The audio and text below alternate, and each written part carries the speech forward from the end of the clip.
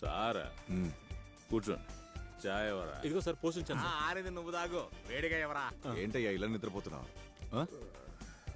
2 రోజులైంది నేను ప్రశాంతంగా నిద్రపోయి. బుధవారం కోഴിకోటాయి, అక్కడ నుండి కాసరకోటాయి. ఎస్పీ శ్రీజిత్ గారి కూతురు పెళ్లికి వెళ్ళాను. అటు ఇటు తిరిగి అలిసిపోయాను. సర్లే గాని అక్కడ నువ్వు కనిపించలేదేంటి? రావడానికి వీలుపడలేదు. మేము తిరిగి వస్తున్నప్పుడే జోస్మోన్ గురించి తెలిసింది.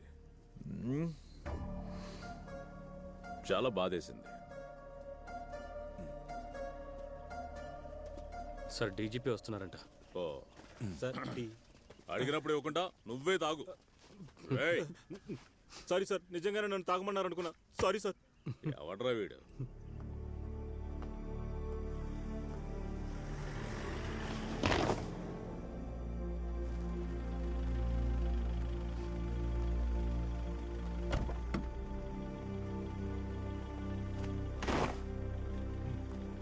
రండి sir.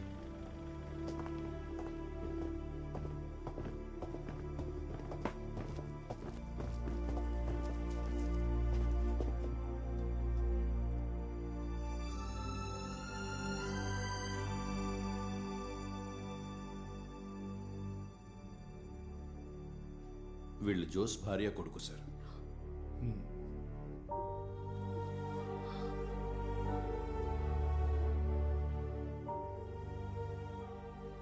It was pitch dark sir. అందువల్లే వెహికల్ ఏదని ఖచ్చితంగా ఐడెంటిఫై చేయలేకపోయాం. Hit and run possible. He was a very efficient, honest police officer. I no.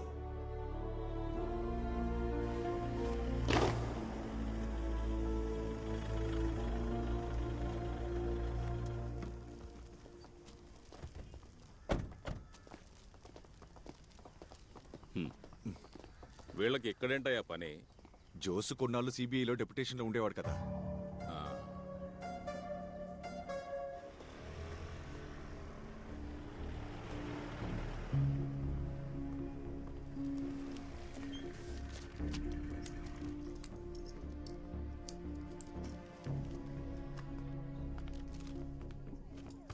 Madam,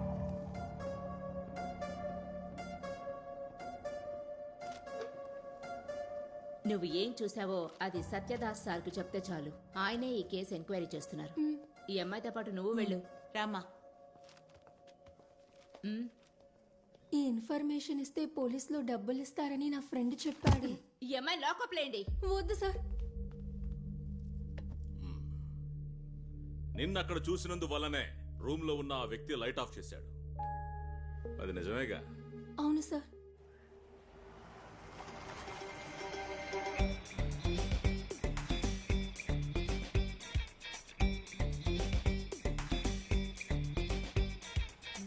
ఆపు ఆపు ఆపు ఆపు.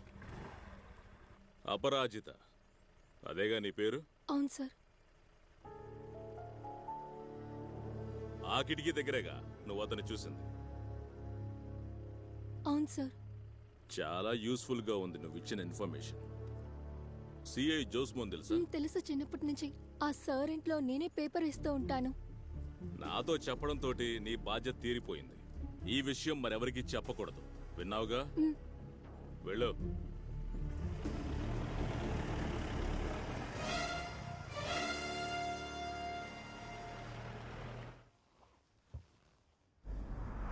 Hello, good morning sir. Morning.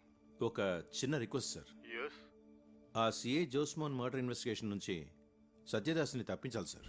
why? He's corrupt sir. Josemon ఫ్యామిలీకి న్యాయం జరగదు sir. You know sir, he's highly corrupt. నాకు అలా అనిపించడం లేదు. ఇప్పుడే కదా ఎంక్వైరీ మొదలెట్టాడు.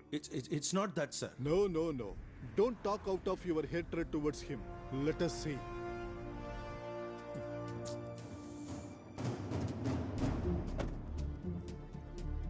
బాబు, నేను స్పాట్కి వెళ్తున్నా, నువ్వు అక్కడికి వచ్చేయ్. బండి దీవయ్యా.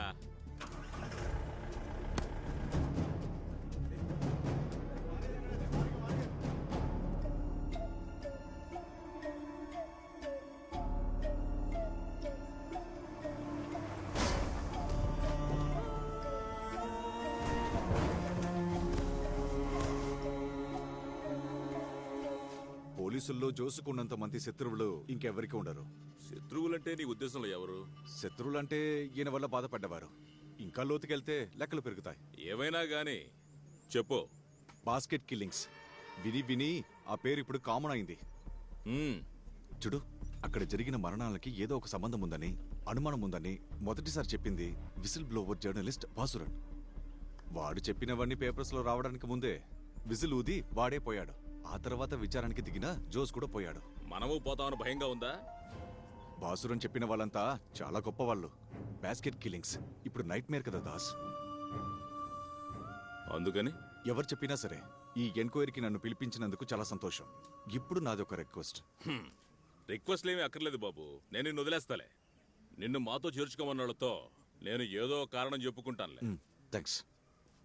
నేను వెళ్ళిపోవడం మీకు సంతోషాన్ని ఇస్తుందా? చాలే పోరా.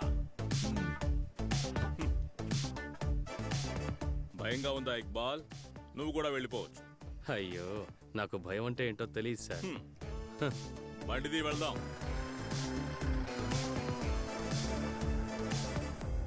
చనిపోవడానికి 4 నెలల ముందు సిఐ జోస్ 27 ఇసుక లారీలను పట్టుకున్నాడు. అందులో 18 లారీలు శామ్ అనే ఒక ఇసుక కాంట్రాక్టర్. ఇది ఫస్ట్ టైం కాదు.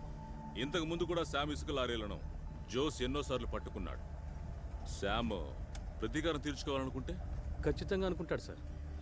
ఆ రోజు పట్టుకున్న లారీల్లో మిగతా 9 లారీలు సుభాష్ చంద్ర అనే ఇసుక కాంట్రాక్టర్కి చెందినవి.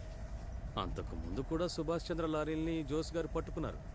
సుభాష్ చంద్ర మీకు తెలిసిన వాడే, స్నేహితుడు కూడా. తెలుసురా, అది నాకు కూడా తెలుసు. అయినా నాకు ఎలాంటి భయం లేదు. సుభాష్ నాకు తెలిస్తే ఏంటి, తెలియకుంటే ఏంటి? నువ్వు చెప్తే నాకు ఇసుక దొరకదనా నీ ఉద్దేశం? నీకు లేదో జోస్ అంటే పగా ప్రతీకారం? అయ్యో సార్, ఎందుకు ఇలా మాట్లాడుతున్నారు? చిన్న విషయాన్ని ఎందుకంత పెద్ద చేస్తారు? సారీ సార్, సుభాష్ గురించి నాకే చెడు అభిప్రాయం లేదు. ఇసుక శామ్ విషయంలో ఒట్టి సందేహం మాత్రమే కాదు, దేర్ ఆర్ అదర్ ఎవిడెన్సెస్. నువ్వు బండిని తిన్నగా ఇంటికి తీసుకుపో. Okay sir.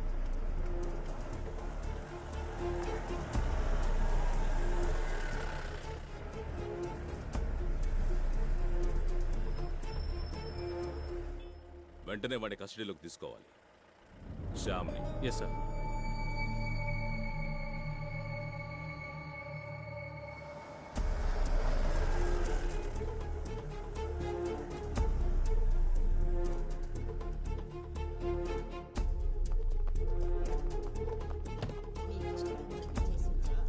ఇవాళైనా కడుపు నిండా తినండి.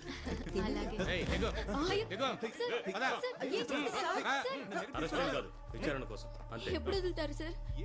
వీలైతే తెలిసిన వాళ్ళు ఎవరితోనైనా చెప్పించండి. ఇది ఎంక్వైరీ చేసే ఆఫీసర్ నెంబర్.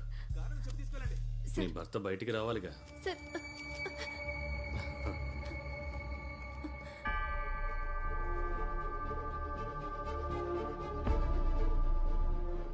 శామ్ ఎక్కడుంటే వచ్చి అరెస్ట్ చేశారు?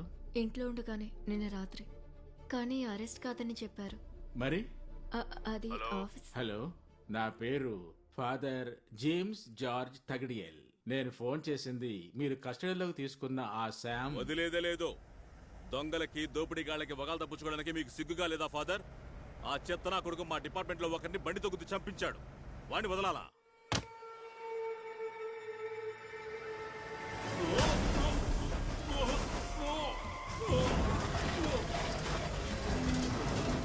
కోర్టులో నేను చెప్పినట్టు చెప్పాలి, అర్థమైందా? 500 రేపిస్తాను సార్, ఇంకా మారరా మీరు? ఎప్పుడు ఇంతే.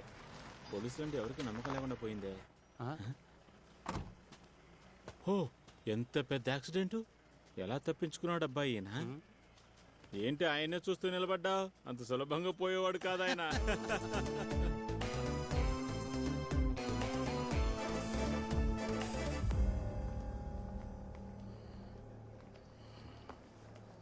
నువ్వు నన్ను చాలా తక్కువ అంచనా వేశావు. అందుకే ఈ పని చేయించావు. నా అన్వేషణలో నువ్వేం తప్పు కనిపెట్టావే? సార్, మనం ఆ టీ కొట్టు, మనం అక్కడికి వెళ్ళి మాట్లాడుకుందాం. నువ్వు మాట్లాడుకో. సిబిఐ వాళ్ళు ఏం చించుతారో నేను చూస్తాను. పిచ్చి.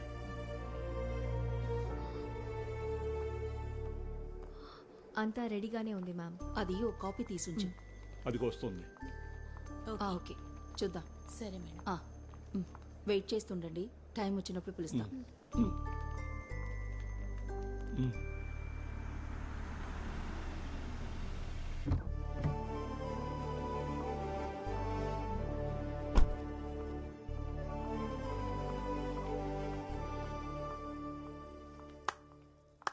కంగ్రాచులేషన్స్, అద్భుతంగా వాదించావు. పోలీసు వాళ్ళంతా CBI intelligent, efficient and protective అంటూ అదరగొట్టావు. కంగ్రాట్స్. కొంతమంది శత్రువులు, నమ్మక ద్రోహులు నా చుట్టూ ఉంటూనే ఉన్నారు. బట్ భార్య భర్తని శత్రువును చేసినప్పుడు సూపర్, చాలా సంతోషంగా ఉంది. Are you serious? మిమిక్రీ లాంటివి ఇక్కడేం చేయట్లేదు మేడం మేము. ఇవాళ అటో ఇటో తేలిపోవాలి. ఈ ఇంట్లో ఇక నువ్వో నేనో ఒక్కరే ఉండాలి. ఆ నిర్ణయం తీసుకునే ముందు నేను చెప్పేది వింటారా? ఇటువంటి కేసు నాకు వచ్చిందని నేను ముందే చెప్పాను. ఈ కేసును టేకప్ చేయొద్దని నేను చెప్పానుగా. సీనియరేనండి నాకు ఈ కేసు అప్పగించారు. కంపల్ చేసినప్పుడు కాదనలేకపోయాను. పోతే నేను అపీర్ అయింది మీకు ఆపోజిట్ గా కాదు, స్టేట్ కు ఆపోజిట్ గా. ఏ కల్మషం లేకుండా ఈ కేసుని ఎంత హానెస్ట్ గా డీల్ చేస్తున్నానో తెలుసా నీకు, నీ బాస్ కి? అదంతా నాశనం చేశారు కదే.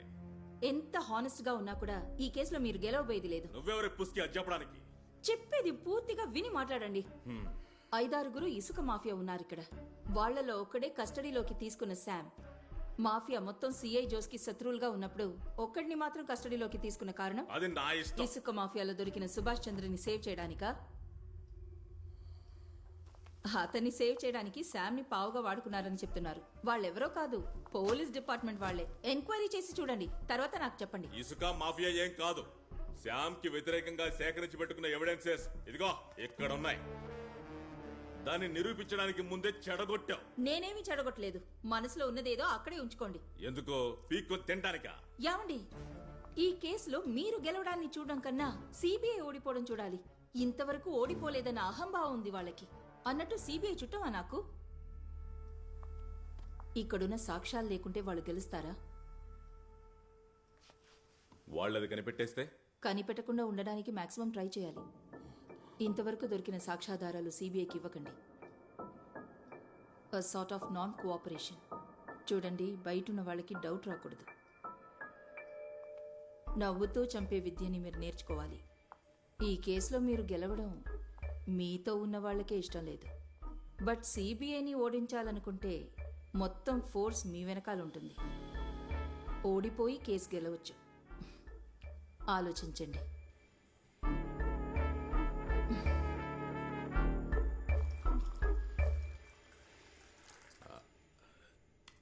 ఇలా లాక్కుని నాకు అప్పుడే దీన్ని రుచి అంటే బాగా తెలుస్తుంది.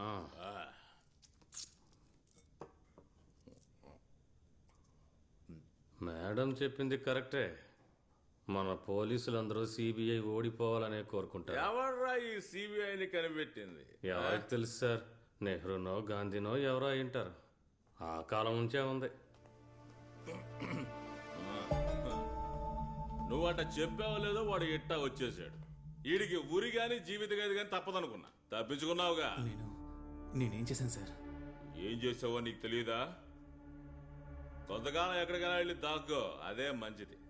ఒకవేళ సిబిఐ నిన్ను పట్టుకుంటే ఇదిగో ఇలా ఉండదు వాళ్ళ ట్రీట్మెంట్. నిన్ను నానా రకాలుగా చిత్రహింసలు పెట్టాకే ప్రశ్నిస్తారు వాళ్ళు. వెళ్ళా. ఎక్స్పెక్టేషన్ ఎక్కువైంది ఇక్బాల్. సిబిఐని ఓడించాలి మనం. లైసెన్స్ తీరా. సార్ ఒరిజినల్ లేదు. అదేంటి? ఒరిజినల్ తీసుకురాలేదు, మర్చిపోయింది సార్. అది చూడండి.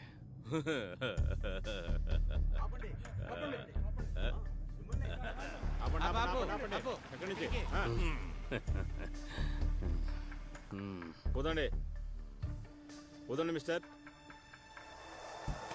అయ్యో సారీ సార్. అయితే ఓదొద్దా? వద్దు సార్. కావాలి సార్. నేను ఇప్పుడు ఊదాకే ఇక్కడ నుంచి వెళ్తా. అరవలేదేంటి? మిషన్ చెడిపోయినట్టుంది సార్. అవును సార్. సార్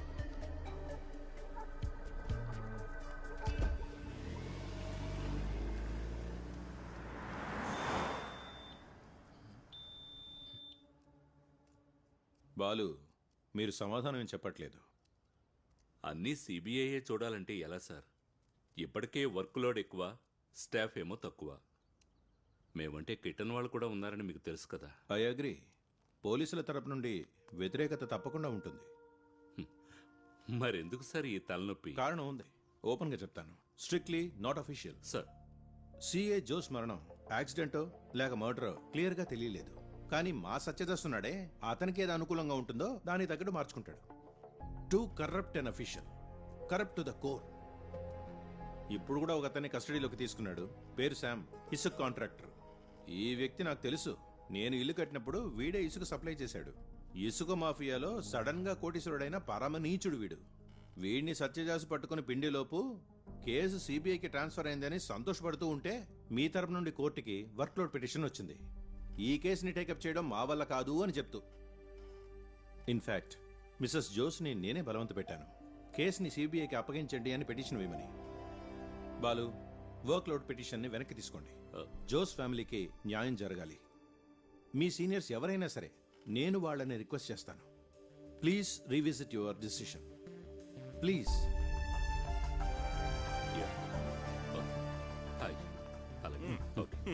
ఉన్నితాన్ గారిని కలిసి పర్మిషన్ తీసుకోవడానికి వచ్చింటాడు. అయ్యో పాపం, ఐజీ అన్న గాడ్ ఫాదర్ కదా.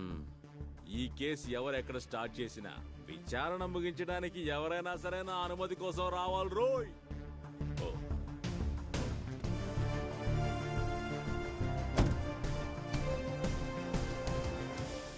ఎంతగానో చెప్పి చూశాను సార్, ఆయన గారు ఒప్పుకోవడం లేదు. బాగా ప్రెషర్ ఇస్తున్నారు. ఏ నిర్ణయానికి రాలేకపోతున్నాను. స్టాఫ్ ఏమో తక్కువ. ఓహో, వస్తాను సార్. డైరెక్ట్గా మాట్లాడుకుందాం, అదే మంచిది. Okay sir, okay. ఎంతవరకు నేను చెప్పిన విషయాలన్నీ మీడియాలో చూస్తుంటారో లేక పేపర్లో చదువుంటారు. కానీ ఇక జరిగే విషయాలు మీరు విని ఉండే అవకాశమే లేదు. ఎందుకంటే సిబిఐ వాళ్ళ media presence limited and restricted. ఈ కేసులో సిబిఐ వాళ్ళ విచారణ ఢిల్లీ నుంచి స్టార్ట్ అయింది.